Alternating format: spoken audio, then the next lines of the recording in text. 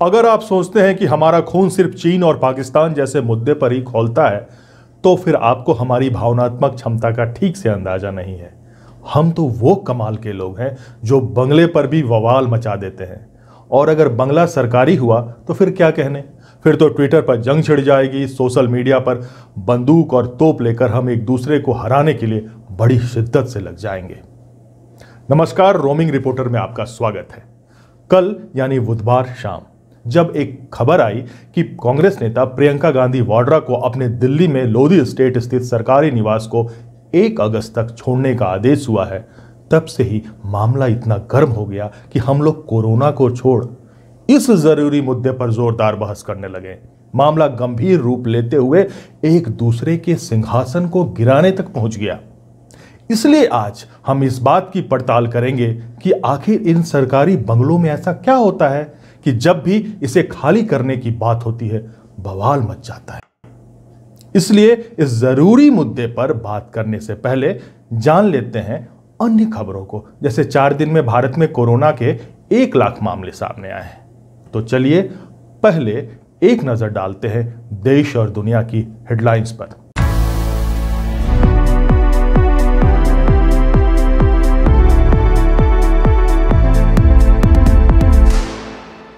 केंद्रीय स्वास्थ्य मंत्री डॉक्टर हर्षवर्धन ने कहा है कि भारत में अब तक 91 लाख कोरोना टेस्ट हुए हैं। उन्होंने कहा कि हमें पैनिक करने की आवश्यकता नहीं है, क्योंकि 135 करोड़ की आबादी में मात्र 6 लाख लोग ही संक्रमित हुए हैं।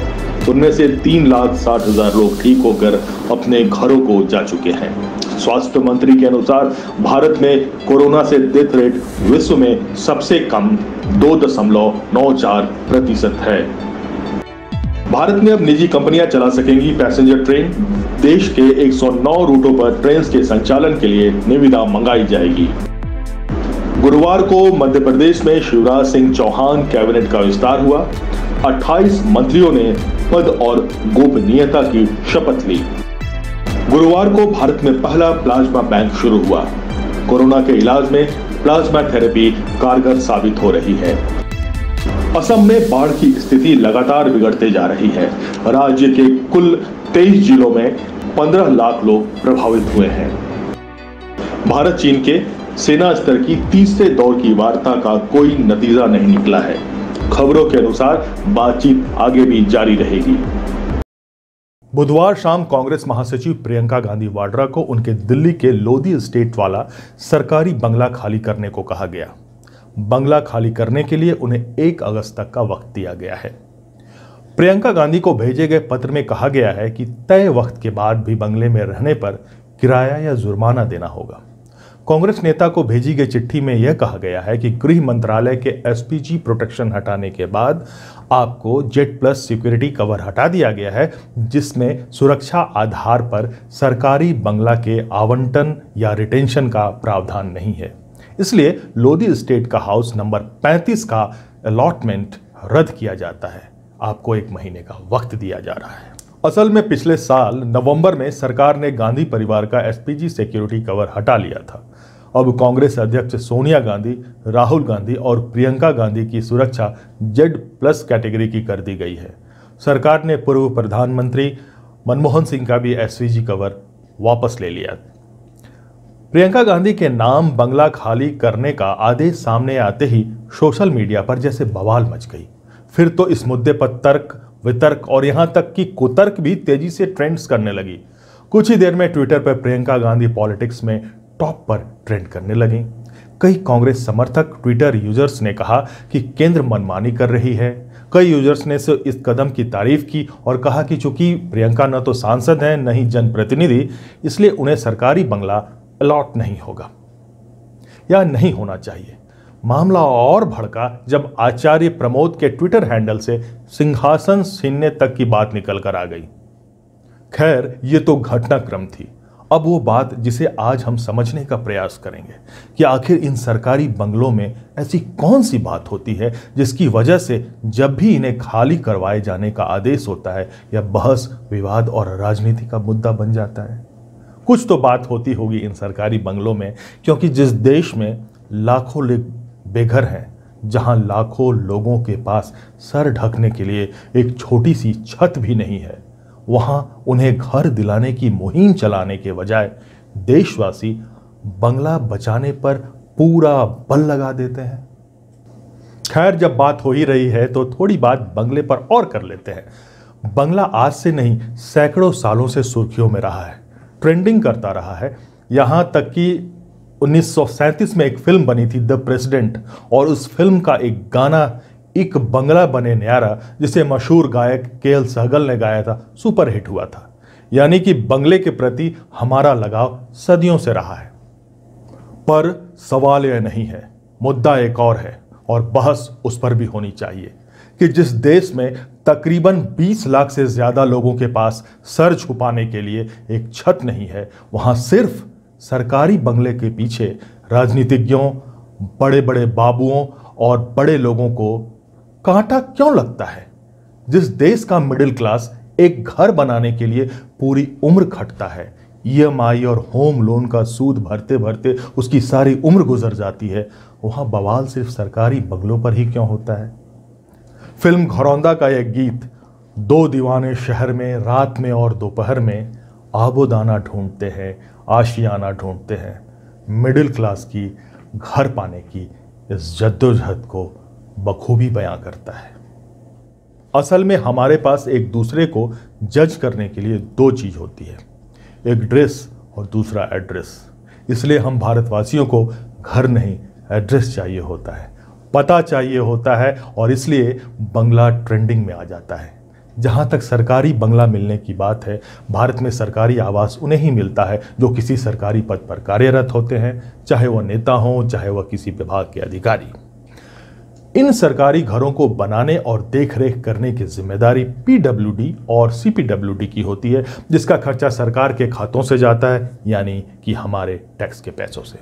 जब तक सरकारी कार्यों के लिए व्यक्ति नियुक्त होता है और उस पद के लिए अगर घर का प्रावधान हो तो उसे घर भी दिया जाता है।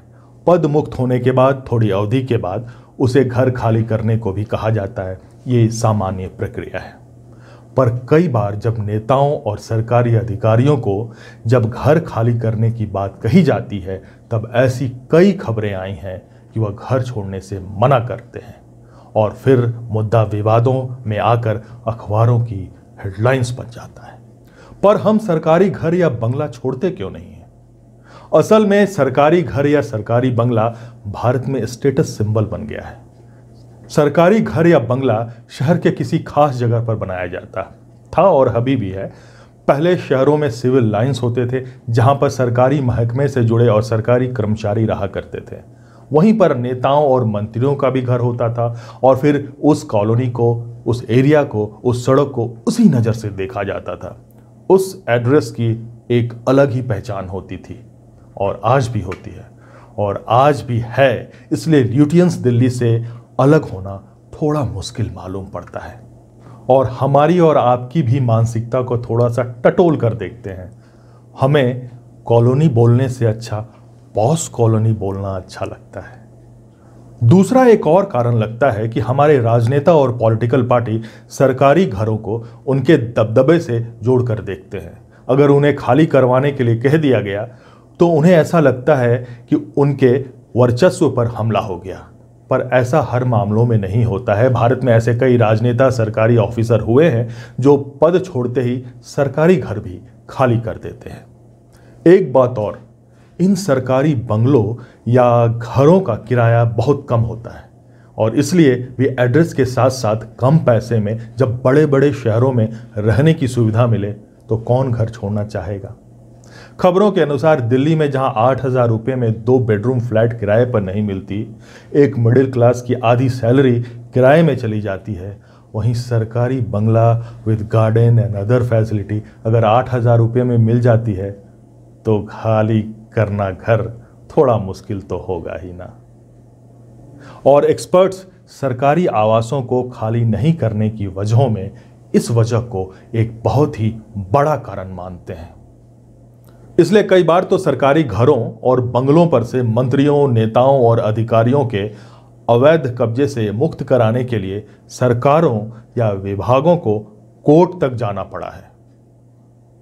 पर भारत में घरों को लेकर दूसरे भी कई सच हैं। एक तो देश में तकरीबन 20 लाख होमलेस हैं, यानी कि वैसे लोग जिनके पास कोई स्थायी घर नहीं है। वह हमें और आपको बड़े बड़े शहरों में फ्लाईओवर के नीचे रात बिताते नजर आ जाएंगे। वह सड़कों के किनारे फुटपाथ पर सोते नजर आ जाएंगे। वह कई शहर में बड़े बड़े पाइप को अपना आशियाना बना लेते हैं। दूसरा एक और सच मैं आपको बताऊं, एक अदद अपना घर भारत में मिडिल क्लास के सपनों के फहरिस्त में आज भी टॉप पर है, और उस सपने को पूरा करने के लिए वो पूरी उम्र लगा देता है। इसलिए कई बार देशवासियों की फाइटिंग स्पिरिट और बात बात पर बवाल करने के जज्बे को देखकर लगता है कि अगर हम लाखों बेघर भारतीयों को घर दिलाने की मुहिम छेड़ दें, होम टू होमलेस हैशटैग को ट्रेंड कर दें, तो भी हमारे फाइटिंग स्पिरिट का सही इस्तेमाल हो जाएगा। सोचिएगा, मैं भी सोचूंगा। फिर मिलेंगे।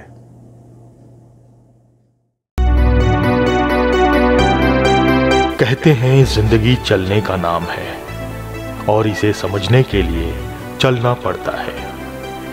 मेरे साथ समझिए जिंदगी को, जिंदगी की खूबसूरती को, और उन पहलुओं को भी जो सामने नहीं आते, या यूं कह लीजिए कि सामने आने नहीं दिए जाते। बने रहें thetimesmedia.com पर। आप हमें फेसबुक और यूट्यूब पर भी देख सकते हैं।